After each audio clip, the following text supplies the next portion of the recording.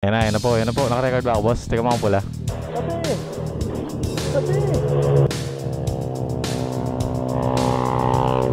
Grabe yung mga kalsada rito. Like, quality.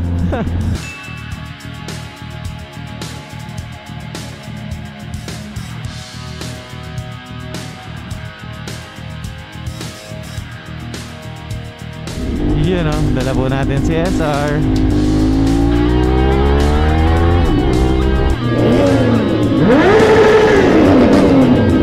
Congrats bro, first time natin makapunta ng Marilaki at first time nating nakaride ang Moto Garage.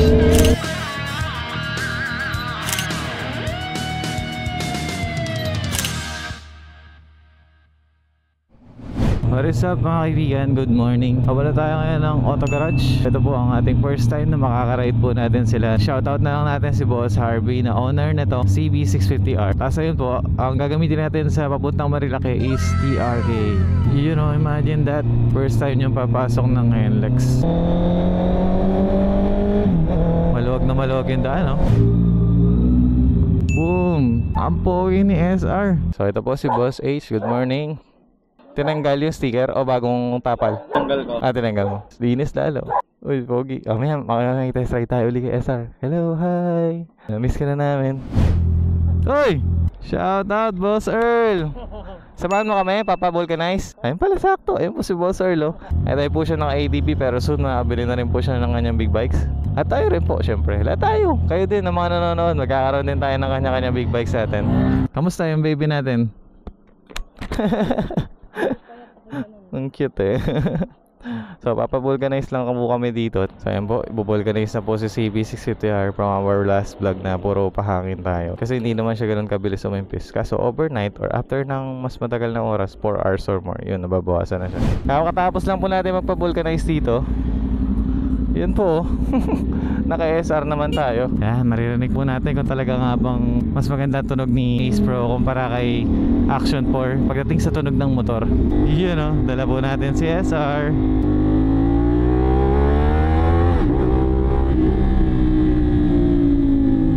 Stay ko. Tignan nyo po yung pickup oh. Parang nasa commercial lang ah. Kamusta po sa inyo yung tunog ni SR? Saka yung cockpit natin or yung pinaka panel board natin dito, yung manibela, handlebar, ganun, side mirror, yung kalsada. Okay ba mag vlog na naka sports guys o naked talaga? Nakaka-excite naman. Pagkaupo ko dito, sabi ni baby pogi daw. Sabi ko kailan ba? Kakabiruan na po tayo, no? Yeah. Yun know. Nandito po yung 650 RS. Pati yung TRK nandito na rin. Grabe naman. Ano to isa? CB650R. Ayan po sila, nagkompleto ang unit big bike. Si NMAX na lang po nakaiwan, no? Woo!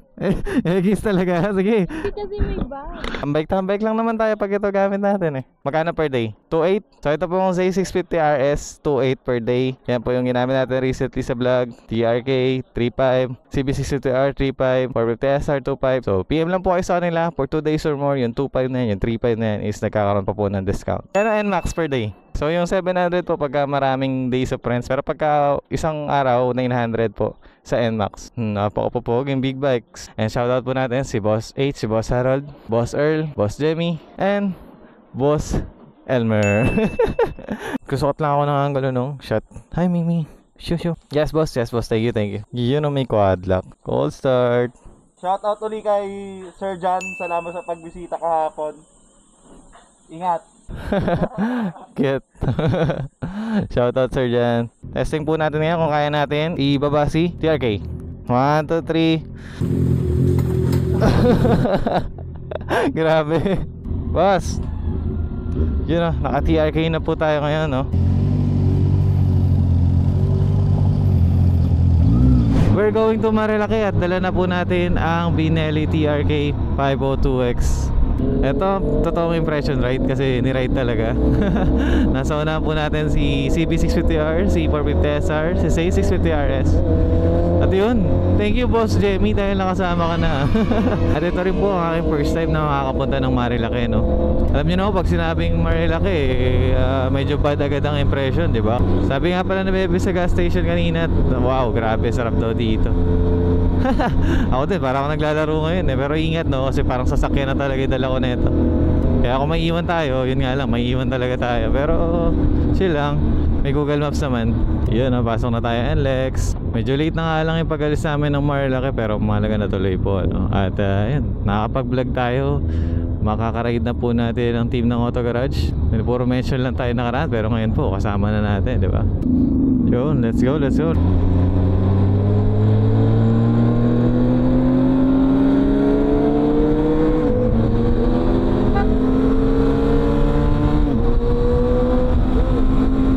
Nakakiliti yung vibration sa paa. You know, RS1250 single-sided.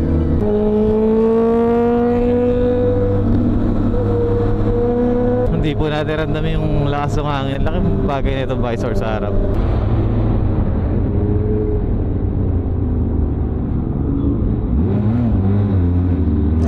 Oh,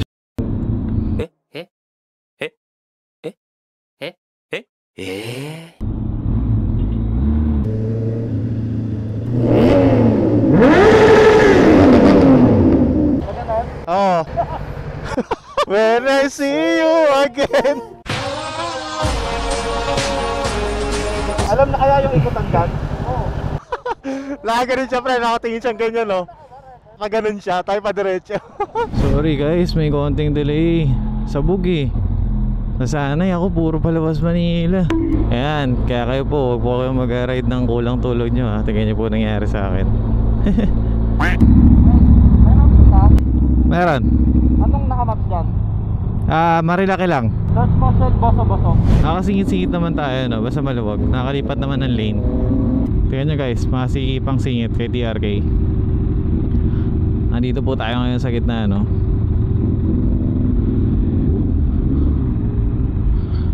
Tingnan natin kasya kaya to. Alright. Web. Laki eh no, pinagsisiksikan. Nagtaas ako ng visor, grabe init. Kamusta yan sa TRK sa lubak? Sakto lang, sa angkas. Medyo malag pa rin, pero hindi matigas. Matalbog pero hindi masakit. Tingnan nyo dito sa may kanan. Kaya naman siya ganyan. Huwag lang yung dikit na dikit. Kita nyo naman oh, ito yung linya. Oh, may balloons. Dat pala binangga ako no.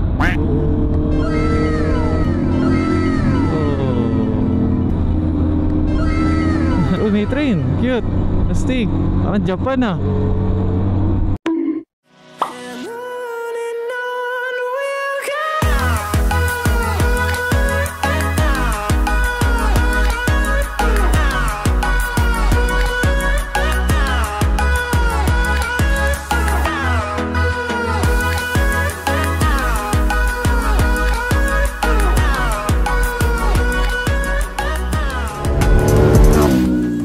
Hello guys, for today's video, i-review po natin si Earl. Si Earl Galin from Pandibulacan. Kung makikita nyo po, madaman-laman po yung kanyang mga braso. At kung manamit po siya, para po siyang lokal. Pero pag napapansin nyo po, yung gupit niya, napaka-fresh. Tingnan nyo po. So yun nga po no, pasensya na, nalobat tayo kanina. And then welcome again dito sa ating motovlog na nakakapag-vlog tayo uli ng point of view natin. You know, kita nyo po, ganda nga pala talaga dito sa Marilaki. Ang taas at ang laki ng mga bundok compare sa Mount Balagbag. Nakita pa po namin yung mga windmill kanina. Dami, ang cute, ang liit sa malayo. Kung ganda lang palang Thursday GP at maluwag, okay, pwede. Kaya lang paano pag may ganyang atras ng ganun. So ingat na lang talaga mabuti. Ganun no, panis. Kumbaga kung gusto mo nga naman ng beauty, chill, may risk na kasama yon. Pero worth it naman pag nalampasan mo yung risk at nakapag-pray ka, nakapag-ingat ka, di ba? Grabe yung mga kalsada rito, like quality. Quality yung mga kalsada, grabe. Babaga lamang po kayo pag corner, mga saktong baga lang. Ayan o. Oh ha. Bala kayo ng 40, 50, ganun. Tapos wag po kayo mahilang sa mga nakamanual. Kung medyo maingay yung RPM ng motor nyo, kailangan yan for the endured brake. Sarap po, ang ganda ng banking. Then pagdating dito kay TRK, effortless. nag-e-enjoy ka nang hindi ka natetense. Pati yung angkas mo, relax na relax. Hindi mo inaalala, hindi kayo subsub ng subsub. Napakasarap po pala sa adventure talaga. Grabe. Paano pa yung mga GS, Multistrada. Ang kapalit lang talaga sa sports, kaya pagod is napaka-pogi, di ba? Pogi din naman sa adventure, pero syempre yung talagang poging astig is sa sports tayo. Ayan, malapit na po tayo sa Devil's Corner. Diyan po nakatambay yung mga tao pag gusto nilang manood ng mga magpa-flyby. Ayun nga pala guys, may truck ng Coca-Cola or soft drinks dito na tapon. Daming soft drinks.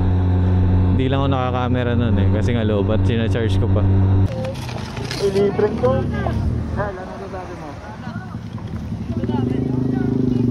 Kaya at Boss Dos J, pagka ganitong tao, may risk, pero mas less kaysa naman sa Sunday. Tapos kung hindi nyo magpapatakbo ng mabilis, ma-enjoy nyo naman to. Kung pwede nga lang ipagdamot ang Marilaki eh, sasabihin nyo pagka nadaanan nyo dahil sobrang sarap.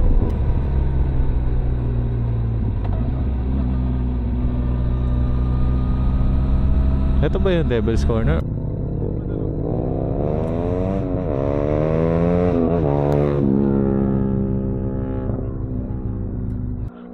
Panis. Papakislap pa nga. So para po pala talaga kayo naglalaro pagka nandito, ano? Dito tayo mag-picture. Pwede ba yan? Selfie tayo dito?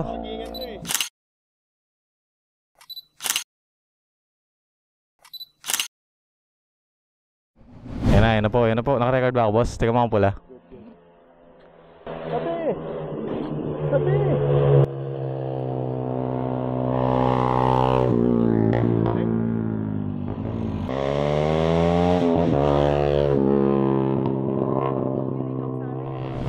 Rolling na po tayo ulit. Tapos tayong sumilip saglit sa Devil's Corner na nakita natin yung mga malulupit pong bumabanging dito, no? Ito nagpapasaya sa atin. Galingan nating mabuti, hindi man tayo nagmamatulin or nag-risk ng ganun. Is may risk pa rin talaga sa daan. Pero yun nga sinasabi natin, yun ang kapalit ng kasiyahan. Oh. Hirap na, bigla tumawid si kuya. Kung ngayon, racing na kayo dito sa cockpit ng TRK, yung angkas nyo, parang nakasandal lang sa sopa. Sarap. Dagdag comfort sa isip, mindset, ganun. Dito nag-racing sila Corby nun ah. Napakatagal na po nun, no? Grabe. Ngayon lang tayo nakapunta ng Marilaki after that. At yun, congrats po, first time natin makapunta ng Marilaki at first time nating nakaride ang Auto Garage. Shout out Boss Elmer, ayan po siya, naka CB650R. Pero ito po yung sa kanya, yung TRK. Tapos si Boss H nasa likod natin, no? Dala niya yung 450 SR niya. Tapos yung C650RS, ayun, nakila nakila Boss Jemmy. So sa mga gusto po mag-rent ng ganitong adventure big bike, grabe, sulit. Ingat lang talaga pag ihinto kasi kahit na tayo ay 5'10", 5'11", is prone pa rin sa tumba kasi malaki talaga yung motor, no? Which is okay lang naman, normal yun. Pero yung comfort na ibabalik sa'yo, it's okay, napakalaking bagay. Ay, ganyan lang naman tayo, chill lang. Pero masaya na yan pagka kayo po yung nag-ride dito. Yun, no? Tignan nyo po yung scenery dito sa part na to, oh. Ganda. Sinasabi ko nga pala sa kanila kanina nung ginamit ko yung 450 SR. Session na, wala tayong video, no? Nung ginamit ko yung 450 SR, napagod ako. Sabi ko kung uuwi, parang di ko kaya umuwi na naka-SR. Dito sa TRK, okay, kahit pagod ako, ang komportable, kaya ko umuwi kahit gaano kalayo. Halos lahat po nung nagamit kong big bikes, hindi po ako gumagamit ng rear brake. Never ko po nagamit, for emergency lang. Pero yung pagka mag-i-slow down, hindi ko po ginagamit. Pero dito po kay TRK kailangan kasi hindi siya kaya ng engine brake. Pag in-engine brake mo masyado ng malakas, tapos ayun, pagsasabay-sabayin mo engine brake, preno, and foot brake sa likod para quality talaga yung paghinto nyo.